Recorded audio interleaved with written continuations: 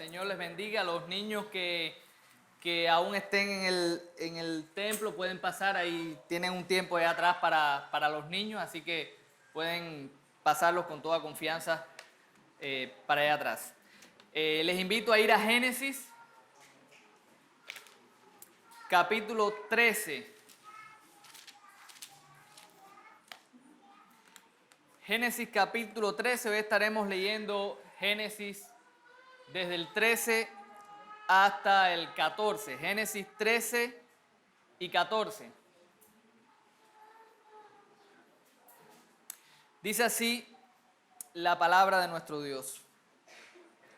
Subió pues Abraham de Egipto hacia el Negev, él y su mujer con todo lo que tenía y con él Lot. Y Abraham era riquísimo en ganado, en plata y en oro. Y volvió por sus jornadas desde el Negev hasta Betel, hasta el lugar donde había estado antes su tienda entre Betel y Jai, al lugar del altar que había hecho allí antes, e invocó allí Abraham el nombre de Jehová. También Lot, que estaba con Abraham, tenía ovejas, vacas y tiendas, y la tierra no era suficiente para que habitasen juntos, pues sus posesiones eran muchas y no podían morar en un mismo lugar. Y hubo contienda entre los pastores del ganado de Abraham y los pastores del ganado de Lot, y el cananeo y el fereceo habitaban entonces en la tierra. Entonces Abraham dijo a Lot: ¿no hay ahora altercado entre nosotros dos, entre mis pastores y los tuyos, porque somos hermanos? ¿No está toda la tierra delante de ti? Yo te ruego que te apartes de mí. Si fueres a la mano izquierda, yo iré a la derecha, y si tú a la derecha, yo iré a la izquierda. Y alzó Lot sus ojos y vio toda la llanura del Jordán, que toda ella era de riego, como el huerto de Jehová, como la tierra de Egipto, en la dirección de Zoar, antes de que destruyese Jehová a Sodoma y a Gomorra. Entonces Lot escogió para sí toda la llanura del Jordán, y se fue Lot hacia el oriente, y se apartaron el uno del otro. Abraham acampó en la tierra de Canaán, en tanto que Lot habitó en las ciudades de la llanura y fue poniendo sus tiendas hasta Sodoma. Mas los hombres de Sodoma eran malos y pecadores contra Jehová en gran manera. Y Jehová dijo a Abraham, después que Lot se apartó de él: alza ahora tus ojos y mira desde el lugar donde estás hacia el norte y el sur y al oriente y al occidente, porque toda la tierra que ves la daré a ti y a tu descendencia para siempre. Y haré de ti, de tu descendencia, como el polvo de la tierra, que si alguno puede contar el polvo de la tierra, también tu descendencia será contada. Levántate, ve por la tierra a lo largo de ella y a su ancho, porque a ti la daré. Abraham, pues, removiendo su tienda, vino y moró en el encinar de Mamre, que está en Hebrón, y edificó allí altar a Jehová.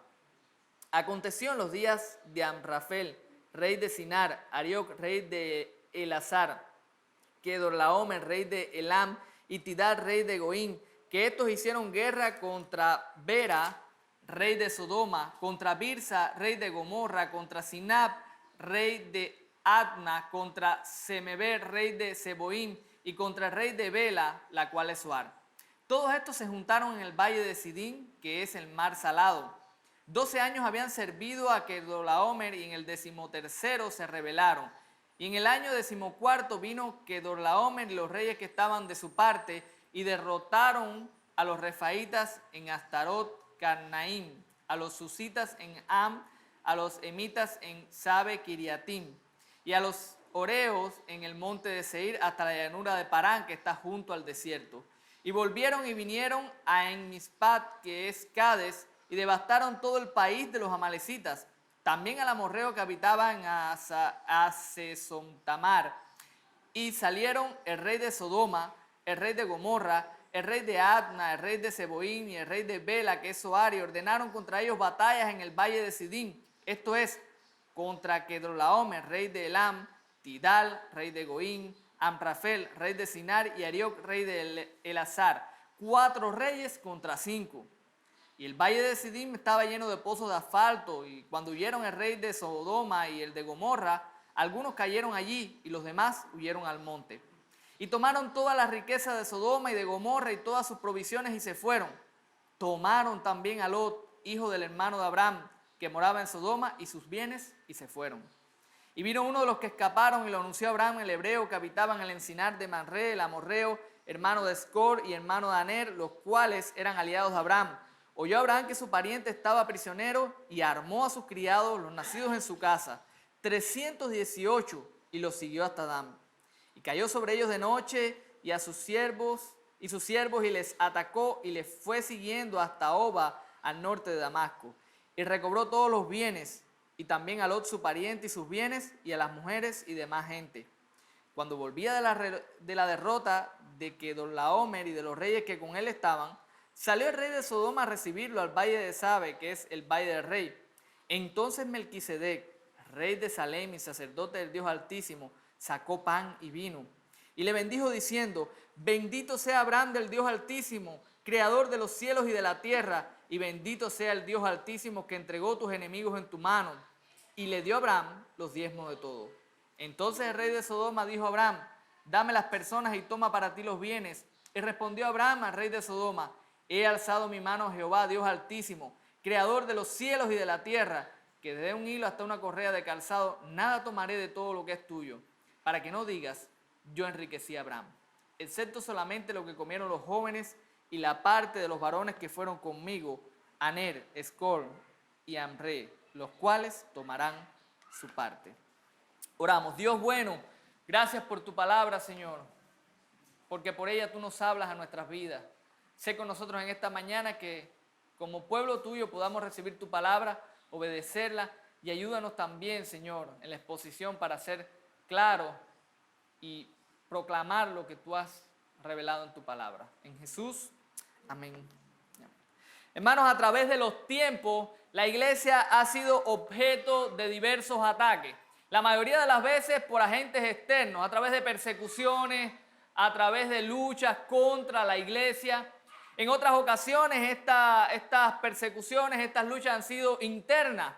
Grupos dentro de la iglesia han intentado dividirla. E incluso el enemigo ha infiltrado deliberadamente personas dentro de la iglesia para dividirla. Han sido muchos los que a través de la historia se han atrevido incluso a decir, a proclamar el fin de la iglesia. Sin embargo, después de miles de años, la iglesia sigue aquí, sigue firme. Momentos de persecución y momentos de calma a través de la historia pues han caracterizado al pueblo de Dios. Hay tiempos en que estamos tranquilos, hay tiempos en que hay mucha persecución. Y cuando, como es el caso, la iglesia enfrenta tiempos donde es evidente una inminente persecución, un inminente ataque fuerte con la iglesia, comienzan las preguntas: ¿y qué va a pasar ahora? ¿Podrá la iglesia mantenerse una vez más en pie? En el pasado lo hizo, pero ¿y qué de ahora? ¿Ahora podremos mantenernos? ¿Podrá el pueblo de Dios estar firme en estos tiempos que estamos corriendo? ¿Cuál será nuestro futuro ante la inminente persecución que por toda América Latina se desata contra el pueblo de Dios? ¿Cuál será nuestro futuro? El pasaje de hoy nos alienta respecto a eso. El pasaje de hoy de alguna manera trae un refrigerio a nuestras almas, a nuestros corazones, ante tantas dudas, ante tantas cosas que vemos.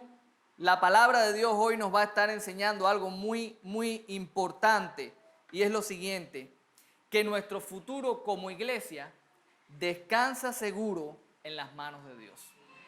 Nuestro futuro como iglesia descansa seguro en las manos de Dios. Y quiero que escuchen bien esto, porque yo no estoy hablando de tu futuro y del mío, estoy hablando de nuestro futuro como iglesia. Estoy evitando que pensemos como personas individuales y cuál es y el propósito de Dios para mi vida. Sí, Dios tiene propósito para nosotros, obviamente, pero está anclado a las promesas que Él nos ha hecho como pueblo de Dios, como iglesia.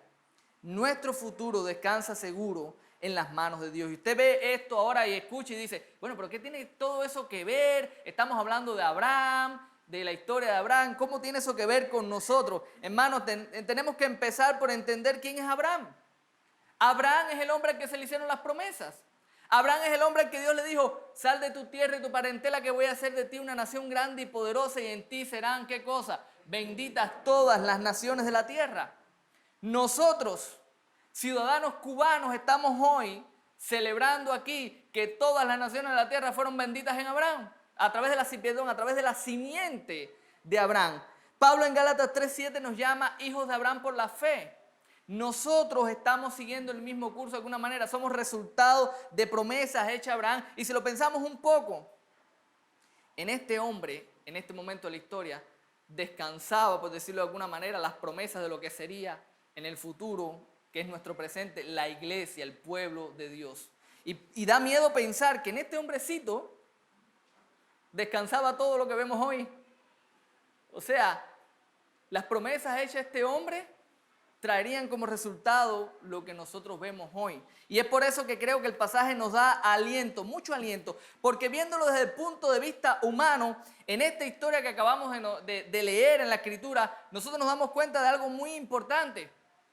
Y es que si desde el punto de vista humano, si las cosas dependieran de Abraham, todo hubiese acabado muy rápido.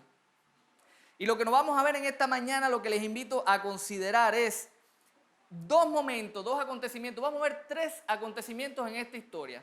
Dos de ellos nos hablan de la fragilidad humana, de la debilidad del hombre, de lo inestable e inseguro que nosotros viviríamos si las cosas dependieran de los hombres, en este caso de Abraham.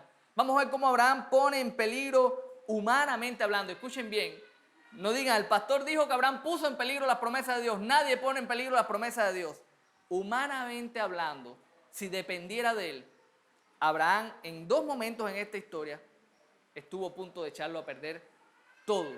Y vamos a ver un acontecimiento al final que nos va a reafirmar la verdad que nosotros queremos llevarnos para nuestros hogares. Lo primero que vemos en el capítulo 14 entonces es cómo Abraham deja las decisiones de su vida, hacia dónde debe dirigirse, hacia dónde va a ir, en manos de Lot. Cuando leemos el capítulo 14 vemos que hay un problema. Ellos salieron de Egipto, ¿verdad? Capítulo 13. Había pasado para el 14 y vi el 15 y me fui atrás. Capítulo 13, gracias, están atentos. Capítulo 13, hay un conflicto, salen de Egipto y salen como enriquecidos. Dios los bendijo abundantemente. Abraham es bendecido y Lot, por estar relacionado con Abraham, también es bendecido. Así que cuando ellos salen de Egipto con toda esta riqueza, se genera un conflicto entre los pastores. ¿Por qué? Porque no había suficiente tierra. Así que obviamente ellos comenzaron a discutir, a tener conflictos entre ellos. Y un paréntesis que hago aquí, el problema que se genera entre ellos, curiosamente, fue por causa de la bendición de Dios. Pastor, ¿qué quiere decir eso? ¿Que la bendición de Dios causa problemas? No, nuestros corazones pecaminosos hayan problemas en todo lugar, aún en las bendiciones de Dios. Y es curioso, hago paréntesis ahí, porque esa riqueza dada por Dios, esa bendición dada por Dios, cuando los hombres no saben manejarla adecuadamente, pues trajo conflicto y trajo problema entre ellos. Así que Abraham toma una decisión intentando evitar el problema. Mira, no podemos discutir, somos hermanos, vamos a resolver esto en paz. Vete a un lado y yo me voy al otro. Y aquí quiero que notemos dos cosas. Y voy a empezar por Lot, no porque sea el primero, sino porque quiero terminar en Abraham, que es el que lleva el peso aquí en lo que ocurre. Y quiero que notemos cómo ellos actúan y cómo ellos responden al conflicto. Y quiero hablarles primero de Lot. La decisión de Lot es una decisión completamente basada en la vista. Él mira la llanura, aprovecha la oportunidad que se le abre, ve a donde quieras ir, elige para ti. ¿Y cuál es la elección de Lot? Voy a elegir lo mejor, voy a elegir lo más provechoso. Él mira y dice, esta tierra está bella, está buena, está la que yo quiero para mí. Es una decisión egoísta, es una decisión basada completamente en el provecho y el beneficio que él va a sacar para sí mismo. Y es interesante porque muchas veces los creyentes actuamos de la misma manera. En el día a día tomamos decisiones basadas en la vista, en qué es lo mejor, y eso se aplica a todos. Los jóvenes que no están por casarse, lo primero que miran es el físico, lo agradable a la vista antes de pensar en que se van a casar con una persona para toda su vida, y no buscan cualidades de carácter, no buscan vida espiritual en la persona que están buscando. Si vamos a escoger un trabajo, la primera pregunta muchas veces que nos hacemos, ¿cuál es? ¿Dónde se gana más? Y esa no es la pregunta que un creyente debería hacer. Y es interesante porque lo que está haciendo Lot es lo que nosotros normalmente hacemos. Muchas veces, por vista. Y la respuesta que nos muestra, o sea, lo que nos muestra la historia es que fue una mala decisión desde el comienzo, porque el autor en el versículo 13 nos deja caer esto: mas los hombres de Sodoma eran malos y pecadores contra Jehová en gran manera. Él fue acercándose a este lugar y el autor dice, se acercó a un lugar donde la gente es perversa, donde la gente no ama a Dios. Abraham, por el contrario, cuando toma su decisión, intentando evitar el conflicto, y quizás ustedes aquí, muchos no estemos de acuerdo, porque podríamos ver la actitud de Abraham como una actitud muy positiva, y de hecho, desde el punto de vista de nosotros podríamos verlo como algo bastante loable. Su actitud es desinteresada. Él le dice a su sobrino, elige para ti, yo me voy, si te vas para acá, yo me voy para acá. Y si tú te vas para este lugar, yo me voy para el otro. Elige para ti. Y usted dirá, bueno, eso es bueno, esa es una actitud noble, sí, es una actitud noble. Pero pensemos también en algo importante. Abraham está determinando su rumbo por las decisiones de otro hombre, y en este caso de Lot. Eres tú quien va a trazar el camino, quien me va a decir para dónde tengo que coger. Si tú vas para aquí, voy para acá. Si vas a la derecha, voy a la izquierda. Y si vas a la izquierda, voy a la derecha. Cuando Dios le dijo, vete de tu tierra y de tu parentela al lugar que yo te mostraré, es Dios quien tenía que mostrarle a Abraham a dónde tenía que ir. Y cuando leemos entonces el versículo 14, usted dice, pastor, pero él tomó una buena decisión, porque a partir del versículo 14, Jehová le dice a Abraham, mira todos los lugares, todo esto es tuyo. Y usted dirá, bueno, qué buena decisión tomó Abraham, porque mira cómo Dios ahora le está diciendo. Y eso es lo interesante que yo quiero que noten en la historia. Aquí, el que toma las buenas decisiones, el que hace las cosas bien hechas es Dios, no Abraham. ¿Saben? Si de Abraham dependiera, estaríamos embarcados. Si de Abraham dependiera, ni siquiera estaríamos hablando aquí en esta mañana. Pero no dependía de Abraham. Dependía de un Dios soberano que sabe, que ha planeado, que ha orquestado la historia, que ha dado promesas. Y Abraham pudo tomar la decisión que hubiese tomado, pero Dios estaba llevando a Abraham hacia donde Abraham quería llegar. Hemos visto en la vida de Abraham que su vida está marcada por las malas decisiones. Cuando estuvo en Egipto, ¿qué hizo? Casi entrega a su mujer. La entregó. Dios constantemente ha estado cuidando el camino de Abraham para que sus promesas se cumplan, porque Dios está comprometido con sus promesas. Porque Dios está comprometido con su palabra. Hermanos, y ese es el aliento que nosotros podemos recibir en esta mañana. Dios siempre va a cumplir sus promesas. ¿Por qué? Porque son sus promesas.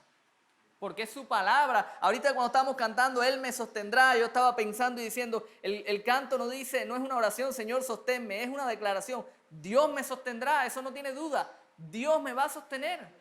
Dios nos va a cuidar como iglesia. Dios nos va a llevar hacia nuestro lugar porque Él siempre cumple sus promesas. Él guió a Abraham durante toda su vida, le dio una generación numerosa. Al cumplimiento del tiempo, ¿a quién envió? Al descendiente, a la simiente prometida. Y hoy la iglesia se reúne en todas partes del mundo. Gente de toda lengua y toda nación ha sido bendecida en la simiente de Abraham. Pero ahí no termina todo porque las promesas de Abraham aún no se han cumplido.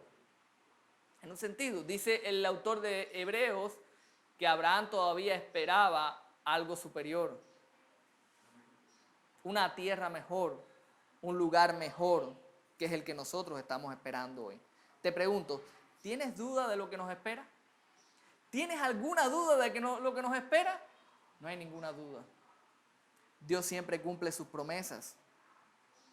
Abraham dio un paso en el cual las decisiones estaban en manos de los hombres, pero Dios encaminó todas las cosas para llevar a cabo sus planes. El otro acontecimiento entonces está en el capítulo 14, versículos 1 al 16. Y este acontecimiento se desarrolla o ocurre por las malas decisiones. Recuerde esto muy importante.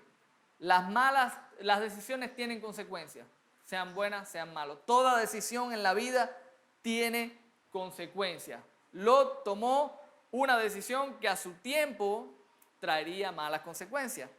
El capítulo 14 entonces nos muestra un conflicto entre gobiernos, entre reyes. Y es interesante porque Son 4 reyes que se unen para atacar a estos reinos donde estaba Sodoma y Gomorra, y ellos reúnen ¿a cuántos reyes? A 5 reyes. Y el autor es bien enfático en decir 4 contra 5. ¿Qué era lo que quería enfatizar? Que aquellos eran más poderosos, que eran más numerosos. Sin embargo, lo que el autor quiere que veamos es que a pesar de ser más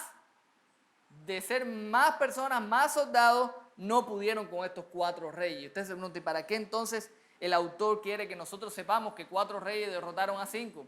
Para que entonces cuando veamos, luego que estos reyes atacan y se llevan obviamente a Lot con toda su riqueza porque estaba en el lugar equivocado, en el momento equivocado, y Lot no era un hombre impío. La escritura nos enseña que era un hombre íntegro. Más adelante lo vemos y el testimonio de la escritura, de hecho Abraham, veremos en el futuro cómo intercede por él en un momento determinado. Y Dios pues tiene misericordia de Lot, pero estaba en el lugar equivocado, tomó decisiones equivocadas que un día lo alcanzaron, como a nosotros también nos van a alcanzar nuestras decisiones. Ahora, la pregunta, ¿por qué el énfasis de 4 contra 5? Para que ahora cuando vemos a Abraham que reúne a todos sus soldados, y si usted recuerda cuántos eran 318 soldados. ¿Soldados dije? No, esclavos. No eran ni soldados. No eran soldados. Y entonces Abraham quiere enfrentarse a 4 reyes poderosos, armados, con poder militar que derrotaron a 5. Y Abraham ahora quiere ir con 318 criados a hacer pelea con esta gente. Yo no sé lo que usted ve ahí, pero yo veo un suicidio. Eso es un suicidio. Abraham se iba a suicidar. Hermano, todos los números, la palabra de Dios es perfecta. Dios no habla por hablar. Cada detalle que nosotros tenemos en la escritura es para enseñarnos algo. El hecho de que el autor enfatice es para que nosotros entendamos que no había manera humana de salir victorioso de ahí. Por eso nosotros estamos hablando en esta mañana de que el futuro del pueblo de Dios, donde único descansa seguro, es en las manos de Él. Nuestro futuro como iglesia solamente en las manos de Dios puede descansar seguro, porque por nosotros lo echamos a perder todo. Abraham estuvo a punto de quedar tendido en el camino, junto a todos los suyos. El fin de todo, porque esto era una locura. Sin embargo, el relato nos muestra que estos 318 esclavos derrotaron a estos reyes, recuperaron todo lo que tenía. Y yo te pregunto algo en esta mañana. ¿Qué pasaría si, como en el caso de Abraham, el futuro de la iglesia dependiera de nosotros? ¿Verdad? No llegaríamos a ningún lado. Si dependiera de nuestro obrar, de nuestra capacidad, de nuestra inteligencia, de nuestro actuar, nosotros no llegaríamos a ningún lado. Lo echaríamos todo a perder. Pero lo que esta historia nos está enseñando es que no depende de nosotros. Y el último acontecimiento en esta historia nos deja ver ya de una manera más clara que es Dios quien ha guardado a Abraham, que es Dios quien le ha dado la victoria a Abraham. Y nosotros aprendemos acá también que es Dios el único que nos da la victoria a nosotros. Los versículos 17 al 24 entonces, vemos de una manera clara la respuesta a la gran pregunta de dónde está nuestra esperanza para el futuro, la vemos aquí. Cuando Abraham llega entonces, es recibido por 2 personas, por el rey de Sodoma y por otro personaje más, ¿verdad? Un personaje misterioso, Melquisedec. Y este personaje, ¿quién es? En esta historia, si nosotros nos quedamos aquí, simplemente vamos a entender que este personaje es alguien importante. Porque este personaje se nos dice que es rey, ¿verdad? Sacerdote del Dios Altísimo. Este personaje sustenta a Abraham con pan y vino cuando llega. Declara una bendición sobre Abraham. El versículo 19, bendito seas Abraham del Dios Altísimo, creador de los cielos y de la tierra, y dice, y bendito sea el Dios Altísimo que entregó tus enemigos en tu mano. Dios fue el que le dio la victoria a Abraham. Obviamente, con 318, con 150, con 3, con 4, Abraham iba a vencer. Pero no iba a vencer porque era Abraham, iba a vencer porque era Dios quien estaba dándole la victoria a Abraham para llevar a cabo su palabra, para cumplir su promesa. Este personaje que recibe Abraham, que es descrito aquí como un sacerdote, como un rey, Abraham es reconocido por Abraham cuando éste le da los diezmos de todo. ¿Qué significa eso? Es un reconocimiento de su grandeza. El autor de Hebreo lo dice. Fíjense lo grande que era que Abraham dio los diezmos del botín a este personaje. Hermanos, la Escritura nos enseña que este sacerdote y que este rey apuntaba a un sacerdote y un rey superior. David, en el Salmo 110, versículo 4, dice lo siguiente: juró Jehová y no se arrepentirá, tú eres sacerdote para siempre, según el orden de Melquisedec. Y David estaba hablando de Cristo. Cuando leímos en la lectura bíblica Hebreos 7, 1, 28, el autor de Hebreos nos muestra que este personaje misterioso apuntaba a Cristo en su oficio como sacerdote y rey, como el eterno rey, como el eterno sacerdote de su pueblo. Hay muchas similitudes entre Melquisedec y Cristo. No vemos aquí en Melquisedec, por ejemplo, ningún tipo de genealogía. Quiere decir que no la tenía, sí la tenía, pero el autor no las dice. Y lo que hace el autor de Hebreos es ver en esta realidad, que no se nos presente, ver una similitud en la realidad de que Cristo es eterno. Nos habla de que este hombre, este Melquisedec, no venía de la descendencia donde venían los sacerdotes, como Cristo tampoco vino de la tribu donde venían los sacerdotes. En resumen, el autor de Hebreos lo que nos dice: mira, este personaje misterioso que nos puede causar consternación, que no sabemos quién es, de dónde salió, apuntaba a alguien que sí sabemos quién es y de dónde salió.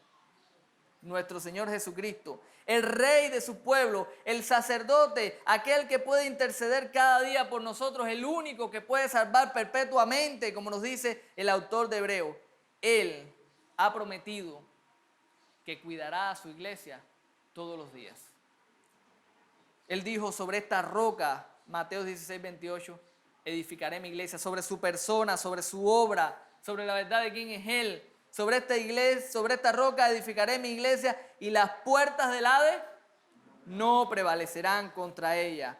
Jesús es nuestro sacerdote y rey, nuestro príncipe de paz, nuestro rey de justicia. El que, como en aquel momento vino Abraham, es el que le dice a su iglesia hoy: la victoria te la da el Señor.